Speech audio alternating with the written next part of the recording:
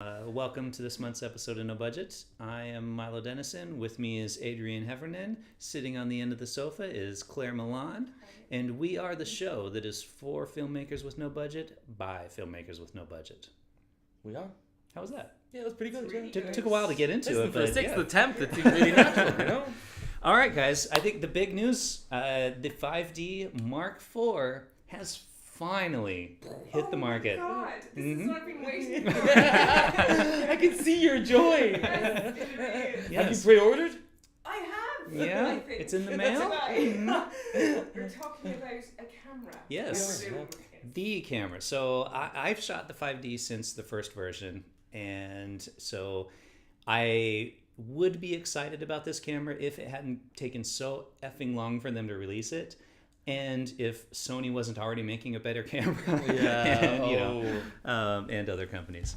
But I did grab some stats on it. Okay. So before we jump into it, We can know a little bit about you want it. to know a little bit?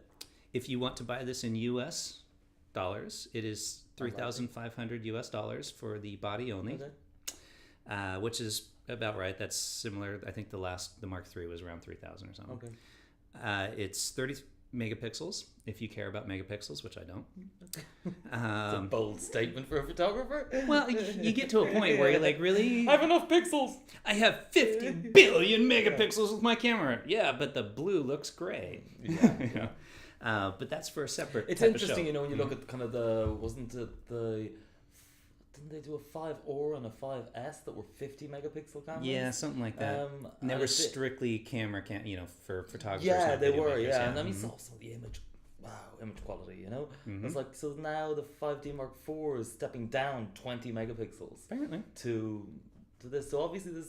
So a megapixel Okay. is... I think I know what a megapixel Okay, is. So alright. the quality. So the higher the pixel, the better quality. So the myth market has made us believe. Yeah, it was a great thing to, say this camera's better because it's got more megapixels, but they're fitting them onto the same amount of retail space, really, So eventually you get so many pixels, and the pixels end up being so goddamn small that the amount of light that's falling on each pixel is terrible, and performance and noise, and You're just cramming more onto... Oh, so as a novice, I would automatically go for the higher one, which Yes, wouldn't which be is what most necessarily- people do. Yeah.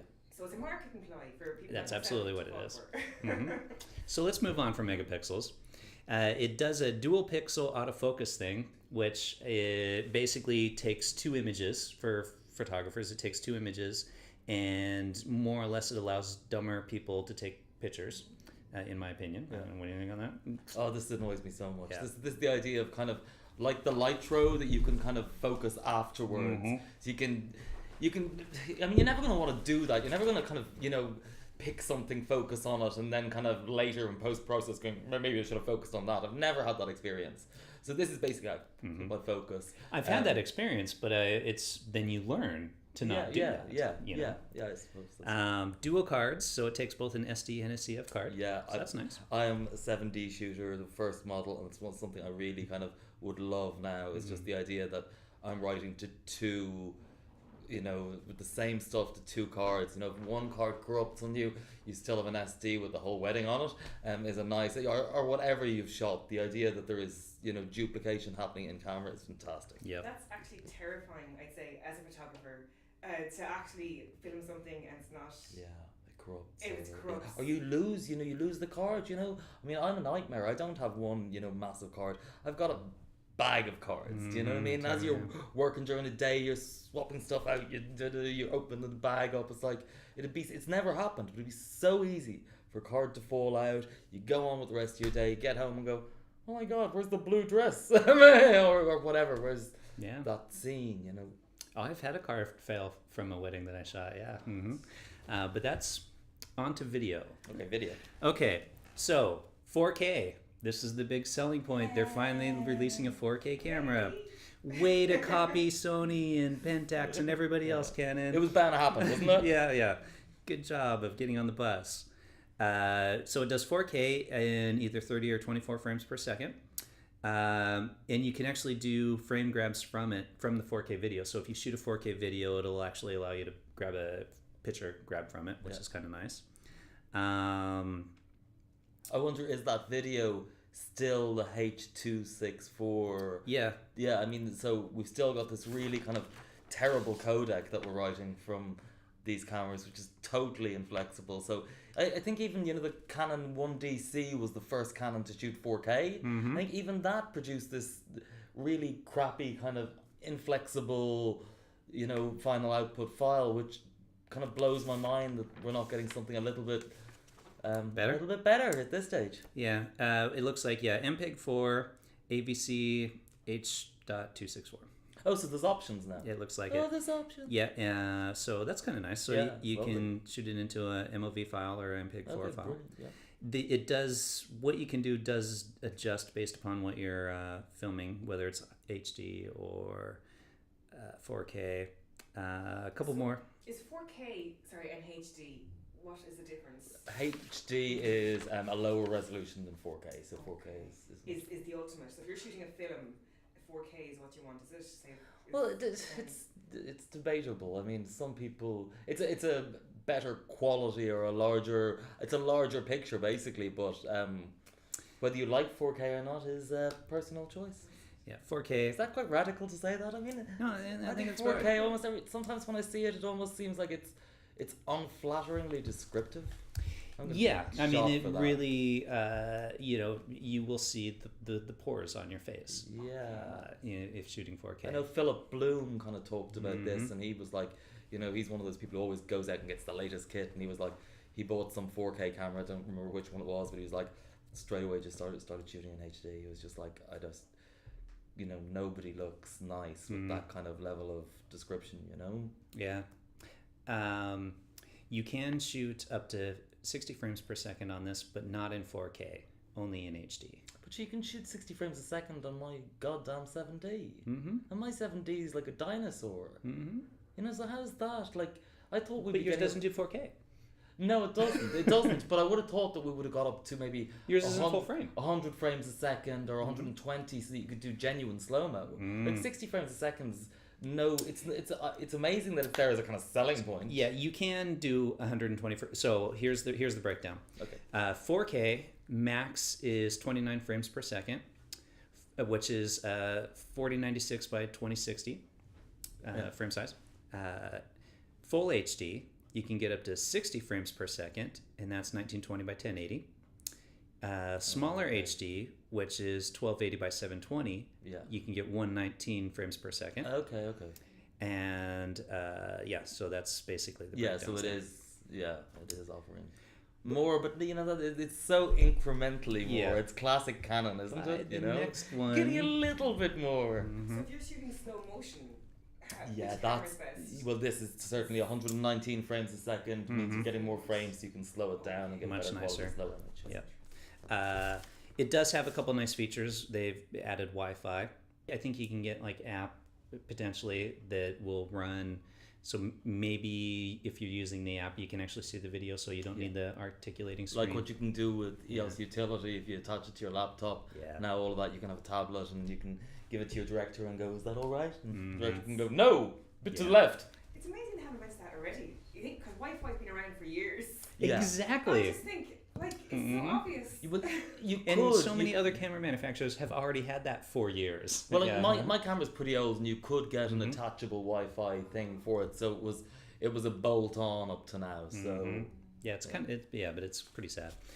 You want to talk file sizes, right? So 4K video is massive, and I couldn't even edit a 4K video on my computer. I'd have to get a new And you computer. literally see warts and all, is that it? Yeah. So it's really... If it's being projected on a monitor that can project that good of quality. now this is a really interesting area, I think, because you talk about 4K and everybody's kind of 4K, but yeah, it's interesting because the file size is insanely large, and you're saying you couldn't edit it, and then we do a show which we don't stream it, but people are going to stream it, and people are watching it online, and I don't think if this was in 4K, they wouldn't be able to watch it. no, they wouldn't be able to watch They'd it. see wrinkles and all. Well, and all they would see wrinkles and all, but also the file would be so large that when they hit YouTube to watch it, it would be really slow. They'd need to let it buffer. Yeah.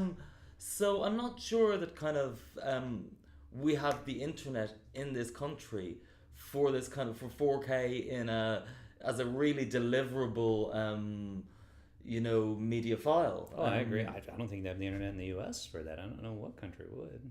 Saudi Arabia. That's fascinating to me. That kind of, it's so desirable, and yet the other technologies. I don't have a single friend who's got a 4K TV.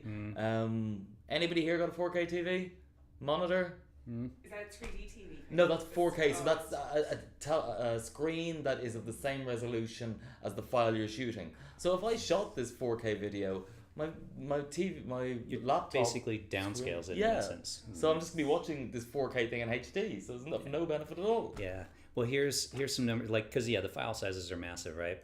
So you could get on a 128 gig card 34 minutes of 4K recording. My largest card is 32 gigs, and a 4K video would fill it with 8 minutes. Crazy. That's all I could get on my 32 gig card with that. So yeah, that's pretty impressive. Maybe 10 years time, everyone will have a 4K television. Maybe it's too soon. I don't think it'll even be that long, but certainly I think we're looking at a few years anyway before we kind of all pick up. Yeah, totally. I mean, but it's, everybody's going that way. Yeah. So they're finally getting on the game. But I would love to have seen an articulating screen on it, and I would have loved to see it come out a couple years ago after I hadn't played with the Sony A7R2 and fell in love with that. Oh wow. Yeah. Okay, so then if you it does have a touch screen on the back now too. Finally. I don't care about touch screen. I'm so used to the.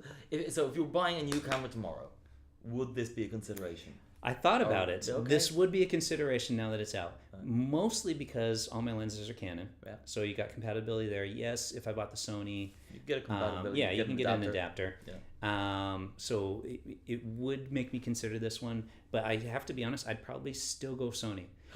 Yeah, it's mirrorless. Yeah. Which so that means it's much smaller, lighter. Yeah. You don't have any of that kind of deal with.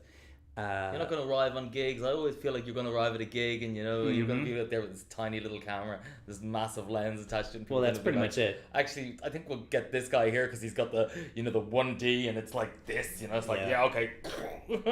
It is kind of ridiculous that people have that point of view. This is a professional camera. Yeah. This is not. Yeah, because I do same as you do a lot of photography, and I've got an old 40D sitting in the room, in the storeroom, and I guarantee I could get just as good of pictures on my 40D as I can, and I proved this by taking it out, an old point and shoot 4.5 megapixel point and shoot camera, and I put it up against a friend's Canon 70 and a Nikon. I don't remember what the Nikon was. I did this challenge, and we went out and literally posted them up online, and people, because and that camera sold. So I know I could do it with the 40D, but the thing is, people see it and they're like, "What is that?" Yeah, I have an old 350D, and I mean, it's an 8 megapixel camera. Yeah. And I mean, I still know that the images off that are fine. Perfect. Yeah. Yeah. So if you were a novice, say filmmaker starting out, what camera would you recommend? I would recommend the Sony. The only thing I've heard about it is apparently it's got some overheating problems, but it's like the Samsung phone; it's just going to explode when you charge it, is it? And the other thing I've heard about is the menu is just awful. It's really difficult to use menu-wise. That's the two negatives I've heard about it, but I've heard so many other positives about it. I'd go that, or I'd go honestly. If you're a budding filmmaker, now that the 4D's out, buy a 3D or Mark III. So is this? Yeah. So totally. The 5D Mark III is a gem of a camera, and I don't care about 4K, so you're going to get that camera cheaper, and it's an animal. What brand is that? Canon. Canon. So Canon, what's the name of it again? 5D Mark III. 5D Mark III. 5D Mark III. But it's not going to be that cheap. It's going to be $2,000, is it? Yeah, it's still going to be expensive, but in comparison, The lenses are on top of that, aren't they? Yeah. So that's if you want to invest in a camera, that'd be one to get for a novice filmmaker. And to be honest, you could even go with 70. 60Ds. There is a great range of. You can get 500 euro cameras that you can shoot full HD with that are really good cameras. Yeah. I've got to say, if I had the money tomorrow, I'd really be tempted to stick with Canon. I just feel like I could take it out of the box, use it straight away, and know what I'm going to get. and there's a part of me that does like kind of the size and also the I'm so used to that, you know, the looking through and the mirror and the whole, you know, I like it. I would feel, I think I'd feel really weird with the small thing. I'd just feel like the mirrorless. Do they have that same kind of? Do you have the feeling of a shutter popping? No, it does make a noise, pseudo but it's kind of, but it's not obviously not an actual and I don't shutter. see the little kind of dark kind of. No, yeah. I think I would just feel dinosaur man, but I love the looking through and the pop. You know? Yeah, that makes sense. And the Mark IV is apparently a little bit lighter than the Mark III, even with the extra stuff that they've added to it. Okay. And they've apparently changed the way the shutter works a little bit, so it's not as jarring. So if you're doing really slow shutter stuff, it's not as bad. Okay. And I think, if I remember from my notes, that you can actually, it will autofocus in video now. I think. Yeah, I mean, the 7D Mark II that I was playing with the other day, I'm sure that was auto-focusing in video. Yeah. Dual pixel, blah, blah, blah, continuous servo AF in stills, first for full frame camera and video. So according to this. Yeah. Awesome. Yeah.